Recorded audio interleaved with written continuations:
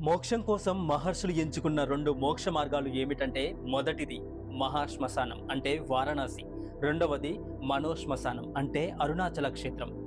వారణాసిలో మరణిస్తే శివ సాయుధ్యం లభిస్తుందని అంటుంటారు. అయితే అరుణాచలేశ్వరుని దర్శించుకుంటే చాలు మోక్షం సిద్ధిస్తుందని అంటుంటారు. అందుకే వేల కోట్ల ఆస్తులు వదిలేసి ఈ క్షేత్రాల్లో శేష జీవితాన్ని గడుపుతున్న వారు ఎందరో ఉన్నారు. ఈ రెండు క్షేత్రాల్లో అడుగు పెట్టాలంటే శివుడి యొక్క అనుగ్రహం తప్పకుండా ఉండి తీరాల్సిందే. పరమేశ్వరుని అనుమతి లేనిదే ప్రవేశం దొరకని క్షేత్రమైన అరుణాచలం వెళితే అక్కడ అడుగు పెట్టినప్పటి నుంచి మౌనంగా ఉండాలి. శివనామ స్మరణ చేస్తూ గిరి ప్రదక్షిణ చేయాలి. ఫోన్లు మాట్లాడాలి అనే ఆలోచన కూడా చేయకూడదు.